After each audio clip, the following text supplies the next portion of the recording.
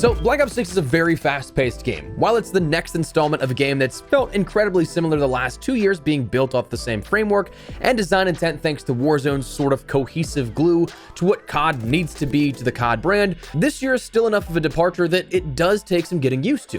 Whether you're a brand new player finding the ropes or a seasoned vet who's diving off the top ropes of second-story ledges, barrel rolling in the process to get wild clips on an enemy, today we're discussing how to do much better in a few simple tips. So drop your thoughts as we go along, drop a like if you enjoy, and make sure to subscribe for more Black Ops 6 content. I'd love to have in the community as we chase down 600,000 subscribers, pushing towards the launch here, but anyways, let's get into it. Firstly, let's start out with some pre-gameplay tips. Before you even jump into the game itself, there are a few settings that you might want to adjust. Now, we didn't do a full settings breakdown or anything like that, but realistically, of things that we've talked about in the past, there's only a couple of things that it's just like, yeah, that's a weird change they made.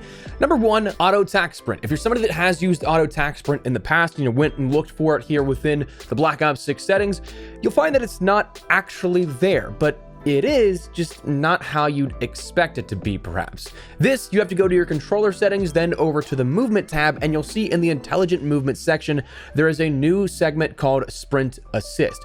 By default, it is off, but if you change it to Tactical Sprint Assist and then set that Sprint Assist delay to 0, some people have said that it's a little bit of a bug where maybe setting it to 1 or 2 is also a solid option, but I think that might just be for PC because it's increments of 50 on console. But anyways, setting this will allow you to have that auto tac sprint. It's just a weird way that they ended up naming it here, I guess, with this, but it is definitely something that makes the gameplay feel way less clunky when going into that movement and trying to, as we'll touch on in a second, sort of keep the chain-based movement systems going. Next, the other thing that's a little weird is more so for mouse and key players, but if you go to your mouse advanced settings, you can change the ADS sensitivity transition timing to after zoom. Gradual is what I think it is by default, and it makes it feel a bit muddy where it will almost feel like you're deviated from your intended aim point while going in and out of scoping with an optic. So that's one thing that you'll also want to adjust. Now that's out of game stuff. Let's talk about in-game stuff. Obviously, number one, the biggest thing here marketed with Black Ops 6 is Omnimovement.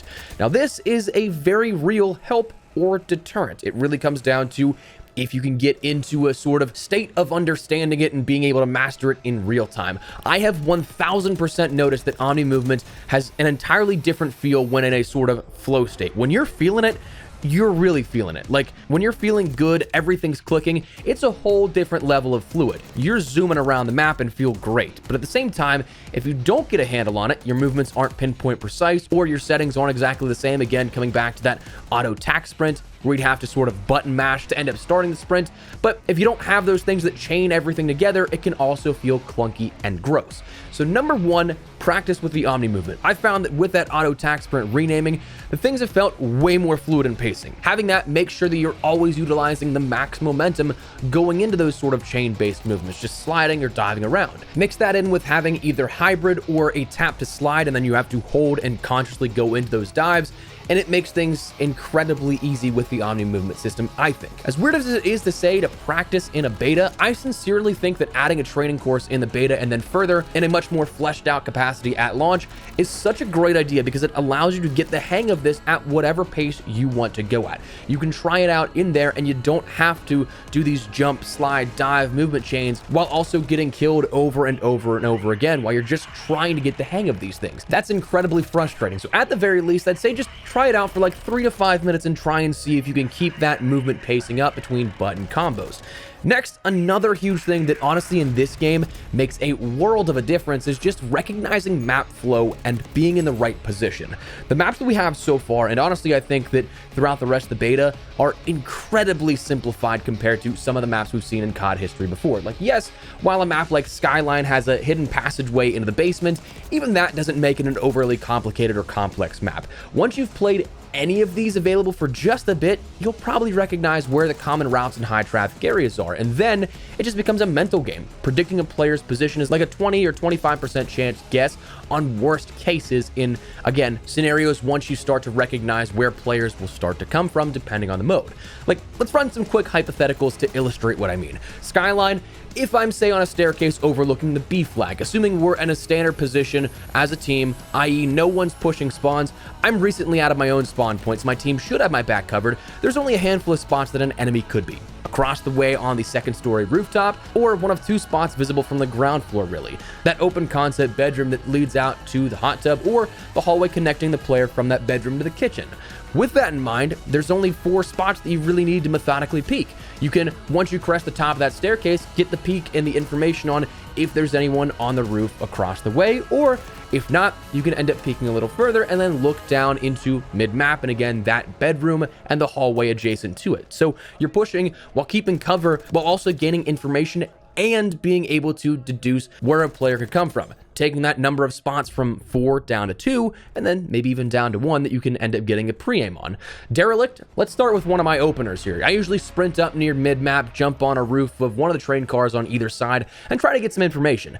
Usually, I think the seaside offers a bit more of an advantage. Like, I think that's more of the power position personally so far through one day, but that's just because you have the cover of the giant rock formation, then you can peek a little through mid, that you can get that initial information as if to anyone goes left, where you can make calls to teammates or just bank that information for later. But if nobody does make that cross near mid-map or slightly behind mid-map where their spawns are, you'll have that information, and then you can assume that they're likely going to be coming from like that broken shed in which you then have the power position, a bit of cover, and then they'll run right out into you. So you narrow down that approach of attack tremendously. There's plenty more spots on Derelict in particular we can break down. I've been having a lot of fun predicting and trying to make new routes on that map, but in the interest of time, Scud is another one. This one, kind of an annoying example, but just for the same understanding of map flow, I'm going to use the power position of that radar array lookout and the side catwalk leading up to it.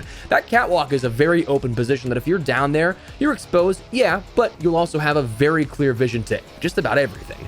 While the trenches are a bit more concealed, you can gain valuable information on where players are by taking a peek, and if you don't see anything initially to the side containers, that makeshift barracks on the hillside, or that hillside itself cresting towards the armored vehicles mid-map, you can deduce that players are either underground or in the trenches, or further back in that fortified bunker wrapping around, meaning that you can reposition and get ready for a gunfight in those coming locations. But if they are in the open area trying to cross that no man's land, they're easy pickings. So you see what I mean, that a lot of this comes down to just map flow and knowing where players are going to be.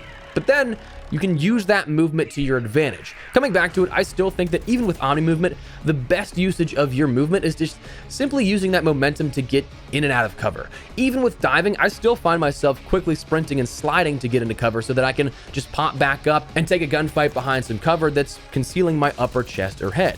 Don't run around like a chicken with your head cut off. Plan each A to B approach out mentally. Like I said, mentally knowing these routes or where map flow and high traffic areas are, it's a lot easier to combine this set of knowledge and information and act on that than maybe if you were to just jump in for the first time. So yes, like listen, it does take time and get all of this to the point where it's kind of common sense to you, because it's not common sense in general. It's not common sense to everyone. It's a learned and processed data gathering set from playing and seeing patterns in how enemies react, and then how you can use that to, in a sense, slow the pace of play down.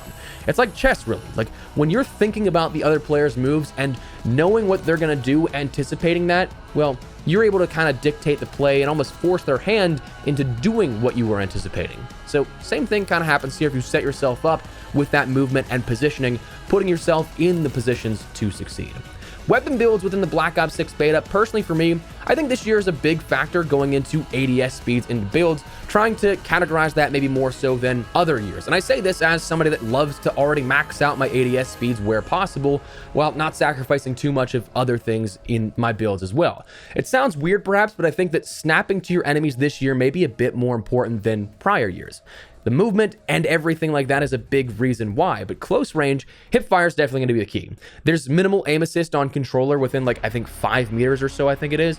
Medium range, if someone's diving, it may be harder to keep up with them while in motion. You might get that aim assist pull, but you might not get as much because they're just straight up flying across your map. But at long range, when they're just like out in the open or something, like 20 to 30 meters out, you want to combine recoil control with snappy builds so that you can pop from target to target, taking advantage of that initial aim assist pull that you get when you quickly try to aim down sight here with this, or just again in general, when you have the ability to take those gunfights. What I've found works really well is, again, a blend of speed and control. With a Gunfighter wildcard coming next weekend, the ability to take 8 attachments and all having the potential for really only upsides, this might be the easiest year to do that in combining control, so you don't have a ton of recoil, a ton of visual recoil. You have that snappy ADS, you have some mobility here with it. That stuff might actually be the easiest to control this year. And honestly, I'm excited to see where that goes. Next, playing in a party is one of the sort of last things here that I think that you can control. I don't know if this is more subjective or not, but in this beta so far, I've seen plenty of clips of people struggling. And yes, it's a sweat fest. Day 1 and day 2 of betas are always going to be when the most hardcore players are jumping on for sure. And if you do have that sort of matchmaking bracket that puts you in those higher echelons of players, you're going to see it a lot. But my thing is, I was playing at a 5 and 6 man, and I was, for the most part of the day, having a really good time with our matches. I think for partial reasons that we had a mixture of skill levels, so if you're playing with a large number of friends and you may be one of the higher skilled players of those people, you're probably going to make out great. Additionally though, if you are playing in those parties, in the past we've seen it that you might be able to brute force some of that matchmaking where you have the communication, relative chemistry of your team and how you play, and just naturally be able to take out even some of the best players that get matched up with you. However, on the flip side, there is some stuff to consider with that it's definitely a discussion that I think could increase that hidden skill rating in matchmaking, and frankly, at some parts of the day, I don't think that matchmaking of the beta really likes to compromise and still heavily favors team balancing versus just getting you in a game. Like, I played for about an hour late last night at around 200 milliseconds of ping because I was in a party of 5. So it was a tough time for the matchmaking to find one for our team. It was trying so hard to match us up with another party of 5 every single time, and then finding another solo for that as well. So some games it settled for 3, 2, and 1 on the other team, but it was definitely weird because it seemed like it only tried to match us against other parties of 5 at that point. So with the matchmaking in play, I guess it's up to you that if you want to take your chances, you think that's any better or worse than being a higher skilled player queuing solo and perhaps getting the short end of the stick in matchmaking wise when it comes to balancing out teams, having to carry your whole team versus like a squad of players. I found it beneficial, but maybe lessening those restrictions and taking your chances solo may also help out better for you, but try it out either way. Additionally, and the final thing we'll say here that kind of combines on top of that is just sometimes hanging in there can help out. Matchmaking is a strange but predictable thing, like we've talked about the last 5 years now at this point. While I'm not advocating for it, the matchmaking system in place is very predictable. You have some good games, then it'll feed you some bad games. But when the game feels like you're having too many bad games and it thinks you're going to get off, it gives you some good games. So sometimes you're just in that valley of the matchmaking system and the upswing is just right there, but it is manipulative. The game is very predictable in that nature.